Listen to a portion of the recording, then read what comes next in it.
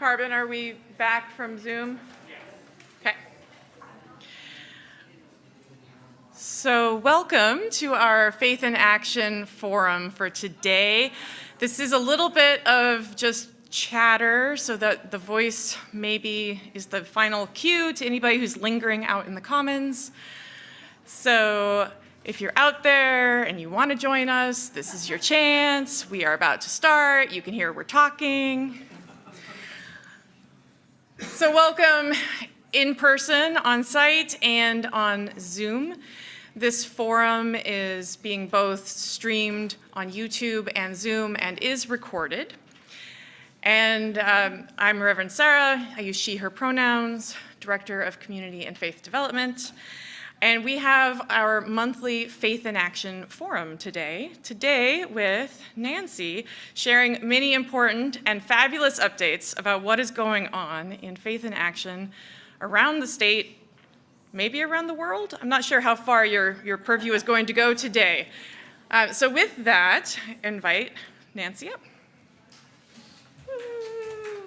And the crowd goes wild. Let's start with a chalice lighting. This is written by Gretchen Haley, one of my favorite ministers.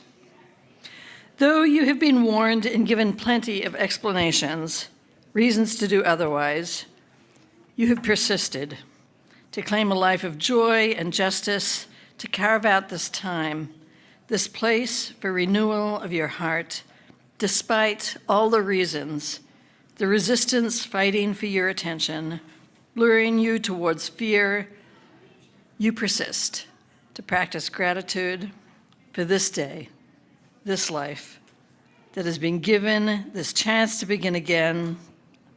And so let us gather that we might offer one another courage, strength, healing, hope, and this promise to persist in kindness, persevere in compassion, and prevail in a life that is for more than ourselves. Blessed be. Thank you.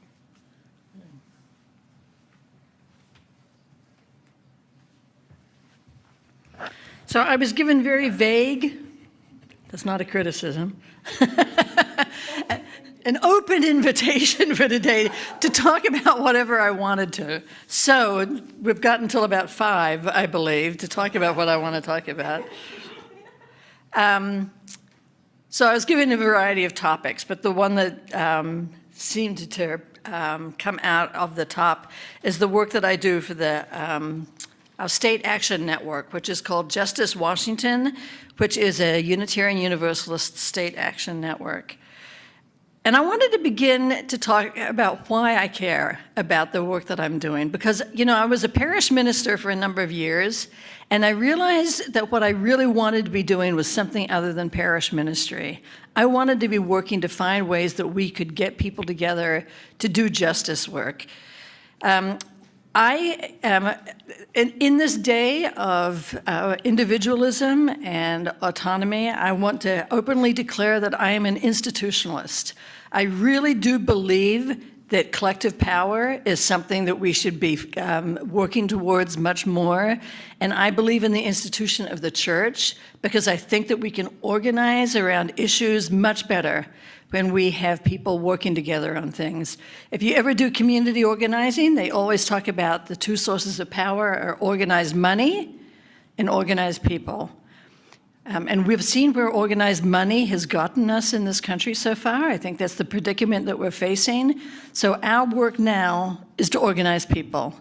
And that's the work that I think that we need to be seeing. How can we start doing this more effectively and in greater numbers? So I really believe in the State Action Network is one of the ways that we start helping to organize people. So part of my job is, for the last year, I've been going around to every congregation in the state of Washington and trying to find out who their State Action Network people are. Last week I was out in Spokane and I met with the UU congregations out there. I've been up to Bellingham and to the Seattle areas. I have to confess, I haven't been to the middle of the state yet. I don't know what's out there. So I started organizing when I lived in Arizona. I was a UU at the time. I was very passionate about social justice.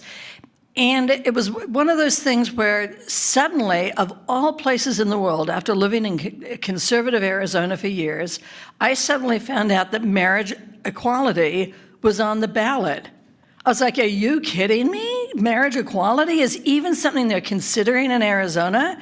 And then I thought, well, I can do something about this. I can get all the UUs. I knew we could get down to the state capitol and make a difference, right? No. There were 13 UU congregations in Arizona, and I started calling them. It's like, well, can I talk to your minister? I was like, well, we may not have a minister, or we have a minister who's too busy to call you back. And I was like, well, then let me talk to who's ever in charge of your social justice team. Well, we don't really have a social justice team at this congregation. And then it would be, well, let me talk to the president of your board. And they'd be like, no, well, we don't really have a president right now, and we're trying.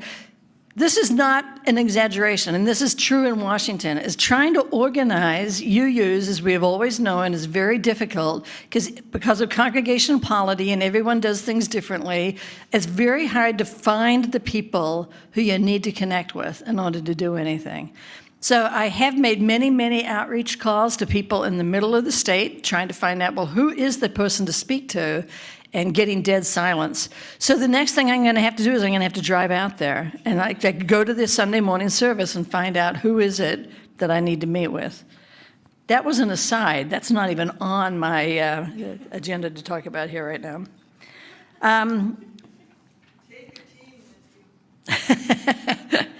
Yeah, well, you're right. So one of the things that I really want to talk about is organizing UU congregations and UUs themselves within a congregation. And I realize I often get back to, why do we not get better at organizing? We've been doing social justice work for years. Why are we not more of an impact in the states that we're in and in the cities that we're in? And one of the things I realize is I think a lot of us have not actually done this before. We've been raised in the idea that religion is not where we do politics. So there's sort of a fear of stepping out and doing more than we've done before. Some years ago, when the GA was in Phoenix, what year was that? 2012. 2012, thank you. I gave him the answers ahead of time. That's why I married Clark, because he knows the numbers and I know the general themes. So in 2012, I took a group of people down to Phoenix, which was our Justice GA. And one of the actions we had was we all got in buses and we went down to the immigration detention centers and we had a vigil down there. We were holding candles. I'm sure you've seen this on the pictures on the UUA website if you've ever looked. And one of the things that surprised me is, I've done these things for years, and I was just taking a group of people down there. As we got off the bus by the detention center, someone grabbed my hand, and they never let go of it for 2 hours. They hung on desperately to my hand, and I realized they were absolutely terrified to be showing themselves in public in an issue like this.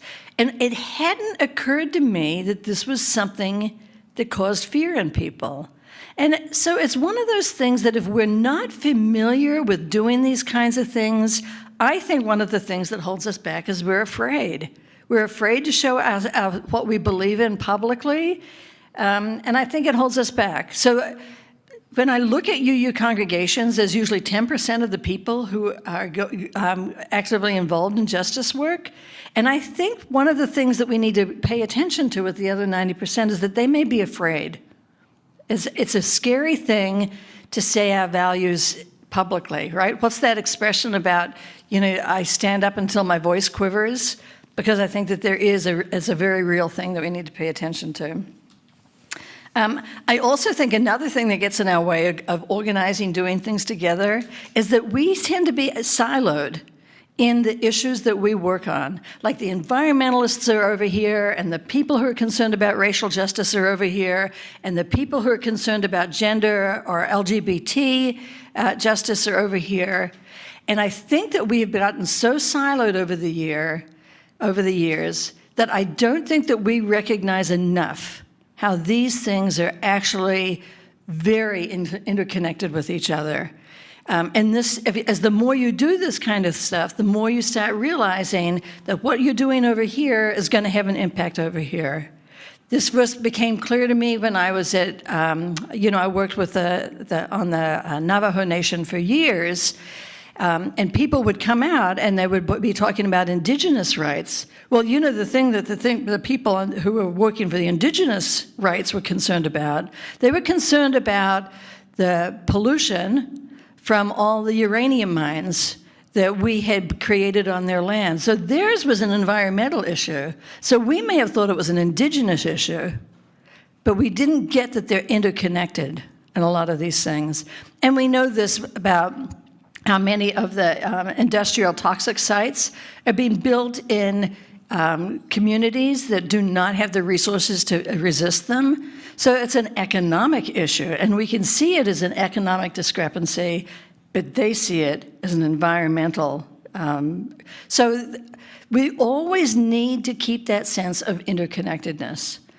And then I think a third reason that people don't get involved is that people don't know what to do.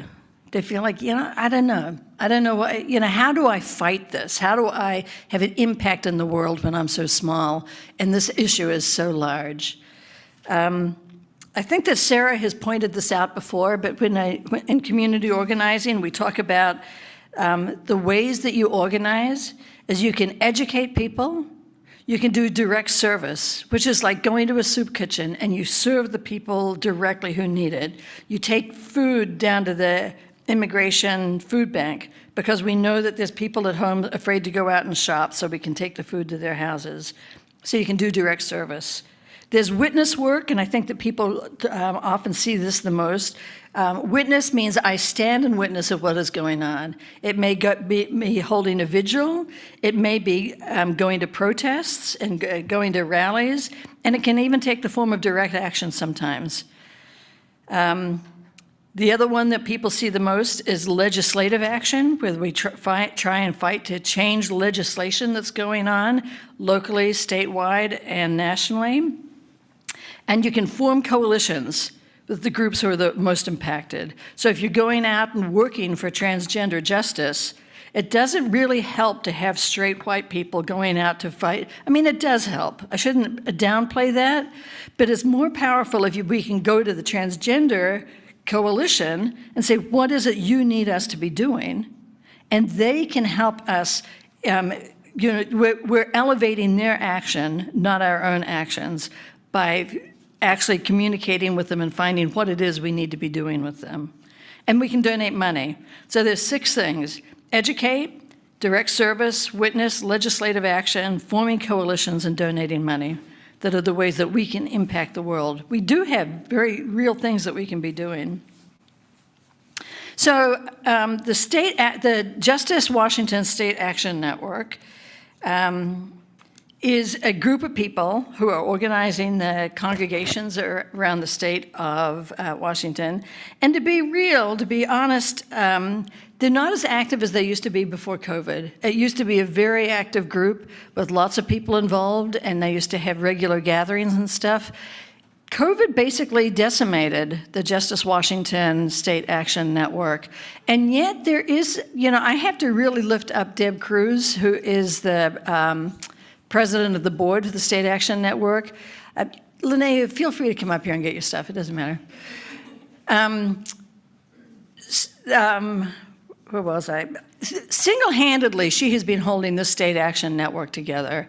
And I think it's time we actually start reinvigorating our work and starting to coalesce and do more together.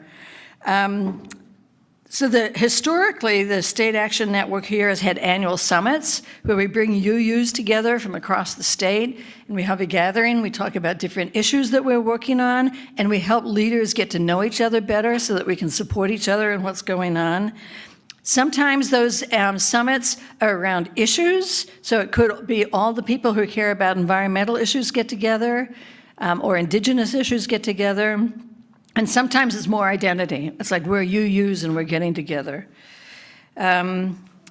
They also do a lot of legislative advocacy, and if you ever get on their email, Deb is one of those people who knows all the legislation that's coming through and what you can do about it. She can tell you how to vote and actions on it. And then we offer endorsements to like people who are trying to get actions together. The Justice Washington will endorse certain organizations and groups. The other thing that I think is really important that the State Action Network does is we are part of a group of UU State Action Networks called CUSAN, which is the Coalition of UU State Action Networks. And that's a national coalition. There's over 38 states that have state action networks.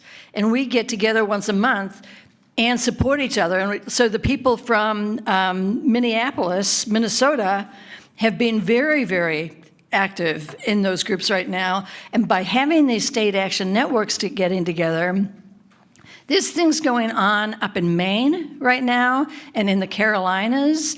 New York looks like it's going to be targeted, and we're anticipating, we know that Portland's being targeted, and we're just waiting to get the news that Seattle and Washington is going to be targeted. So it's very important that we offer each other ideas and support and things that worked in other states so that we can be prepared in this state for what's going on. So that's the other advantage of your ministers can't keep on top of all this stuff. They've already got 200 people they're trying to keep on top of. So all the support that they can get here from the state action networks, I think, is a benefit. So my particular role that I do with the State Action Network is that I am the reproductive and gender justice community organizer. And specifically what that means, I've spent most of my time focusing on is how we respond to the issues going on in this country right now with the new legislation coming down that's targeting the transgender population in our country. I know that right now the ACLU has 616 pieces of legislation they're following across the country that are things banning, they range from banning books to banning access to health care, to banning identification processes, to limiting parental rights. I mean, there's and we all know about the restroom issues, right? All of these things have an impact on the people who are living in states where the legislation has actually passed. And we're finding more and more people not feeling secure in their homes and feeling like they need to leave their state because it's not supporting them. And so a number of people are traveling to Washington. Right now, because of these laws, trans people in the United States meet the definition of an internally displaced people, or IDPs, by the United Nations. We have so many people, it's estimated that millions of people have had to leave their homes and are moving to other places where they feel safer. So Washington is one of those places where people are moving to. So one of my jobs has been to figure out how we actually get the UU congregations across the state to come together in support of this, recognizing that people are moving here. So we've been identifying individual homes who act as hosts, where people can live in their house until they can get settled and find another place to live. We've been looking for circles of support, where we used to call them welcoming villages. We've got, there's 1,000 UUs, there's 15,000 names for what we call it. But it's people who know that when someone gets here, they're not going to get settled right away. And so they need to know, they need to be in touch with someone who can say, this is where the buses leave from, this is where the nearest laundromat is, I'll drive you to get your driver's license, let me help you get onto the healthcare program in this state. So we're looking for these people who will be part of these communities of support for the people who are coming to this area. We've had a lot of trouble identifying hosts in the western Washington area, to be real honest. And part of that is because we were recruiting hosts before we called the people moving, we call them kin. So we were identifying hosts before we had kin identified. So then we screened the hosts, and then they felt like they were left up in the air for 6 months to a year. So a lot of people sort of gave up on that process. Right now, we have 50 people on our wait list looking for housing in this area. We've just, since we could not find individual hosts, we found some people who gave us their home to use for a year in Seattle, and we're paying them $2,000 a month for use of their property, and we have 5 people, 5 bedrooms in the house, so 5 people are living in that area. So for $24,000, that's a smoking deal in the Seattle area. And then in this area, and I'm not gonna, you can probably figure it out, but I'm not gonna, one of the things we try and do is keep as much kind of security culture around this as we can, because if we accidentally say things to the wrong people, the community does not feel safe. They're already leaving areas that feel unsafe. So we're trying to offer as much security to people as we can. But in this part of the southern part of, south of Seattle, there's a community that's offered us a tiny home village of 10 different homes, and we're opening that up on April 1st. So we will have 10 people who can be living in tiny homes, and there's a community kitchen and a community room that they can share together. And we have to hire a site manager for that. So I heard yesterday that we've just completed raising our $72,000 for that. So I'm going to start fundraising for next year now. So that's the work of Pink Haven that's working across the country. And my next things that I hope to be working on are actually a more generic reproductive justice program,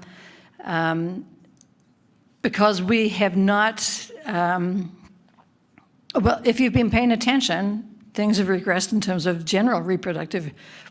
Some of you may not know this, but it's really hard to get an abortion these days.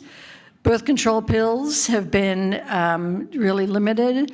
There's so many things that we have lost ground on over the years. Those of us, I'm looking at the people who are my age, who thought we settled this once and for all back in the 60s and 70s, and now we're in for the fight again. So that's the next thing I'm going to be focusing on after this. So that's all. Is that all you wanted me to talk about? Yeah, we can take some questions. Okay, good. Now we have questions. Phil Donahue, please take it away. Mm-hmm. So if you are online, feel free to raise your digital hand or put something in the chat if you have any questions. We can either read the chat in the room, or we can bring you into the room on the TV screen. And if you are on site, just raise your hand and wait for me to bring you this microphone.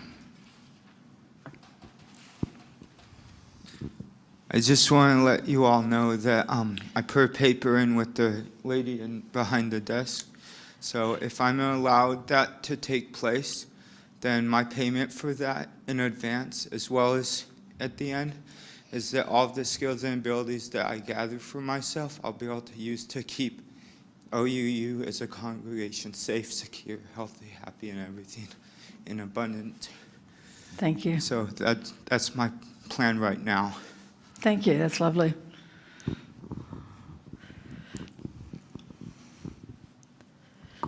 Is there a email address or something where people could reach out to you if they have potential housing available for Yes, transfers? yes, yeah. I have a card, and I can give it to you after this. So right now, because, well, yeah, I'll give you my email address. I was going to tell you about the donation page, but you didn't ask about that, so I'm not going to tell you about it.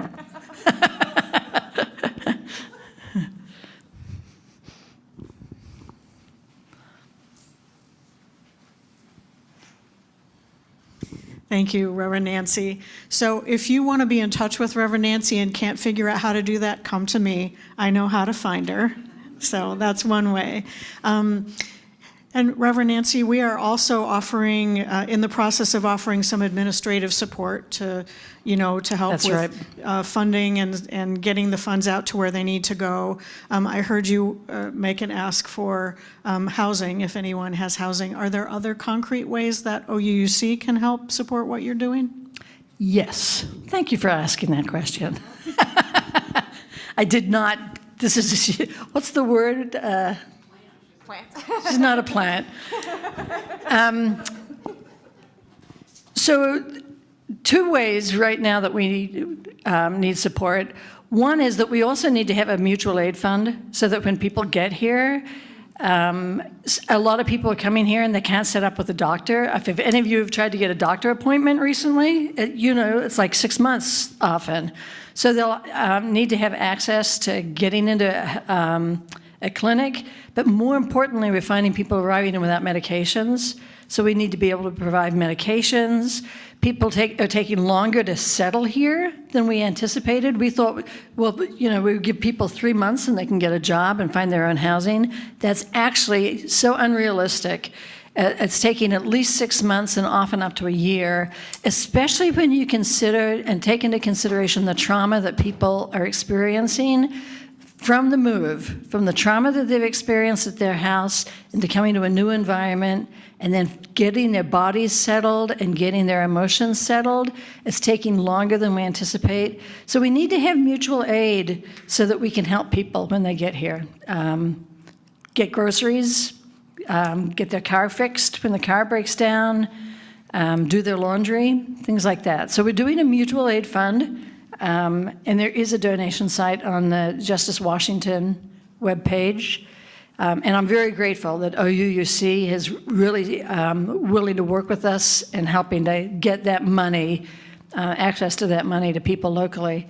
The other thing is that this congregation could really create like a team of people who provide a meal once a month to the people living in the tiny village. And I know that they used to do it for another program in town. So we're looking to see if we can create that kind of a support group who would at least once a month come over to the tiny village with food and sit with people. You don't have to, you can drop the food off, but it'd be really nice if you could sit with people and meet them and help orient them to the community that way. Those are the 2 major things that I'm thinking. Or if people have housing, if you have a room in your house and that you feel like you could have someone there for 6 months or longer, and that it's a safe place for people to be, we're still looking for housing. Surprisingly enough, not people, and this was what I had anticipated, people are a little reluctant to move into a tiny house. It's not a great place to live for a long period of time. It's better than the street, but it's a hard thing to move into a very tiny house, although they're beautiful. Yeah. I was just thinking about, like, say, some areas like down on Delphi Road, where I guess it's zoned differently. It's more rural, and some of the laws say that you can't have people on your property who are not related to you. There can be 2 family groups, for instance, on this property. What would you say about confronting some of those zoning rules, whether it be transformative, legislative, or maybe just like it's easier to ask for forgiveness than permission kind of thing? Or I remember there's like this history of Quixote Village. There was some decision about this. This isn't perfectly legal, I guess, were some of the discussions. I don't know that history, but I don't know if that question makes any sense. But it's kind of about, these rules about zoning, I guess. Yeah. No, I mean, you're right. And at some point, we may be confronted with some of the zoning rules and have to figure out how to push against them. Right now, we don't, I'm not concerned. Right now, we have more housing in the area than we have people who want to come here. But as soon as that tiny village fills up, It opens up on April 1st, and right now we have 8 people who are considering coming for those 10 tiny homes. So you're right. I mean, it may come sooner than we want to, but we have to confront zoning issues.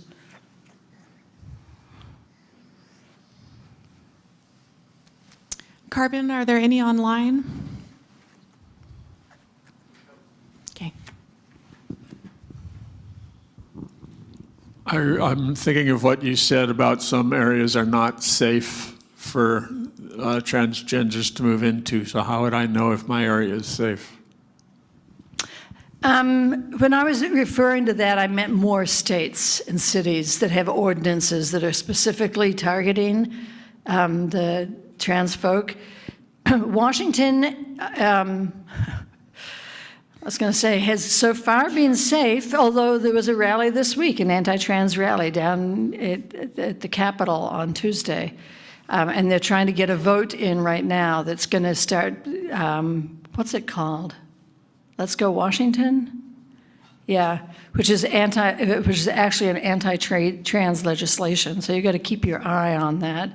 On the other hand, the Gender Justice League is holding a rally on President's Day, the 16th, that is in support of the transgendered population. So I'm going to see if we can get people there from congregations to show our support for that. So, you know, 3 weeks ago, I would have said Minneapolis was a safe place to go if you're part of the trans community. But it is not lost on us that members of the trans community or the queer community are killed more often than people of the straight community in these protests. So even Minneapolis is now feeling unsafe and people are leaving there.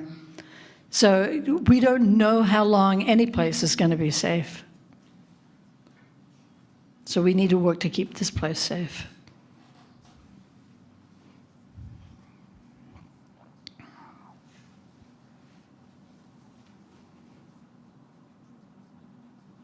That's it.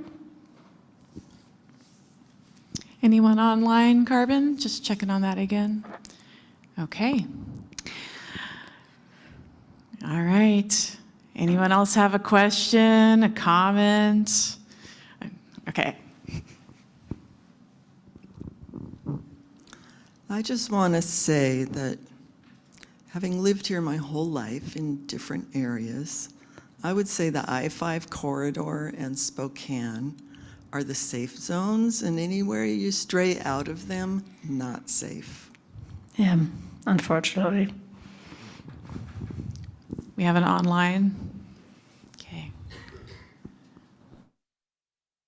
Yeah, I just went to the Gender Justice League's website to see about the President's Day rally because I'm involved in some groups that sometimes support rallies, and it has a place to register, but it doesn't have information about times for the rally if you're not planning to register for the actual day. Do you have any more information?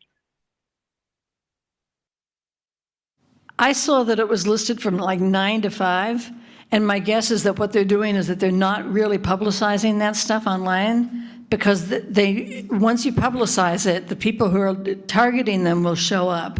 So they're probably not going to let you know the specifics about it until very late, which is, you know, this is the hard thing about doing justice work these days, is we have to, you know, like I'll sign up to do an action and I don't know where. And, you know, like, because we're trying to avoid having the people who are going to be protesting us.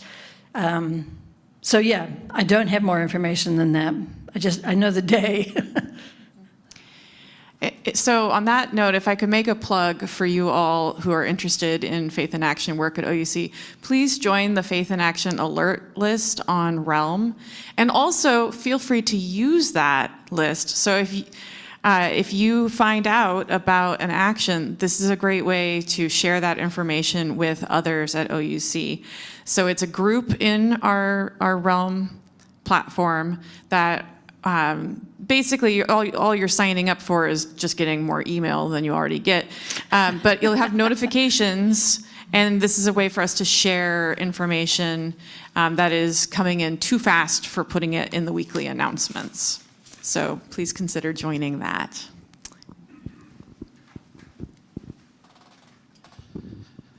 I was curious what you were saying about power, money, and organization. People organized and organized money, right? Yeah, that's what you said.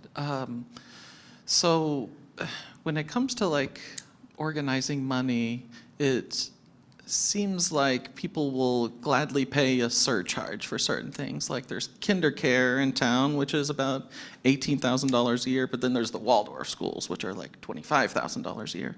And it makes me think of this idea called cultural capital. So how can we raise the cultural capital of helping trans people? Yeah. I hope you don't think I have an answer for that. I think it's the work that we're in, and we just have to constantly be in the conversations and doing what we can. And relationships. It's all about relationships.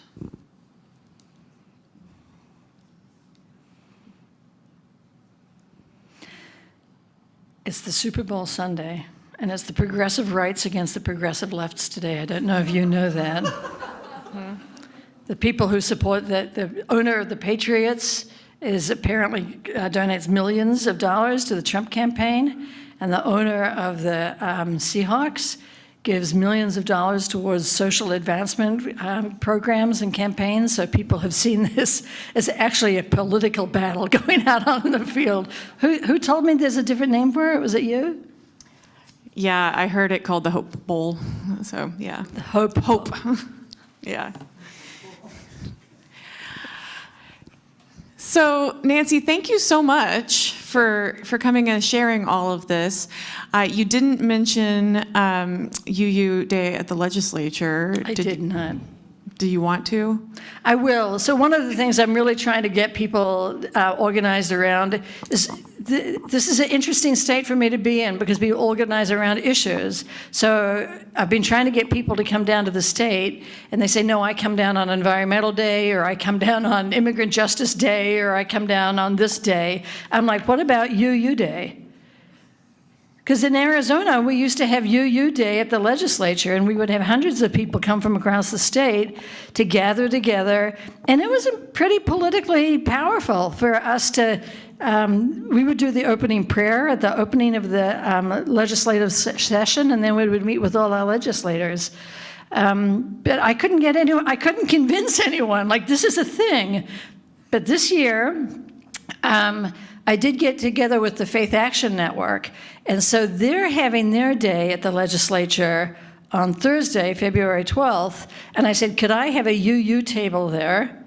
And so I can we can meet all the other UUs who are coming across the state, and maybe over time, we could actually create this to be a thing, that we're gonna have a UU day at the legislature, and we can do it at the same day as other faith groups, but identifying by our values, that's who we are as UUs. We have 8 core values. I can never remember how many there are. 7. 6. So love is at the center. love. So that's it. Okay. So see, I'm not in the parish ministry anymore. We have 7 core values, and it's our values that guide us. And so it's not environmentalism that drives us. It's not anti-oppression that drives us. We are driven to those things because of the values that we hold. And so we need to start talking about how do our values shape the way this country moves and acts in the world. So I really feel like we need to move away from issues and more to our values that shape all the decisions that are made. So I would like to have UU Day at the legislature. So I'm kind of having it this year, but in the future, we could do it better. Reverend Nancy, I want to thank you for your good work, and let's cast this vision together of next year during the long legislative session, UUs from around the state will gather in this building before we go down to the Capitol and have a UU lobby day. I would love whenever that. might be. So there's our vision. And thank you you. again for your good work. Thank you.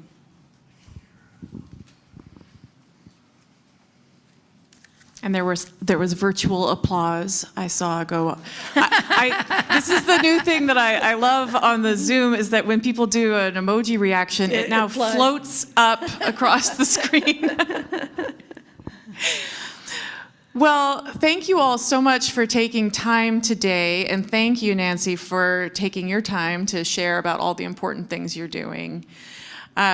This is important faith in action work, and just like we don't want to be siloed on issues, we don't want to be siloed by congregation either. So thank you for being that connector, willing to drive around the state and get people connected with each other.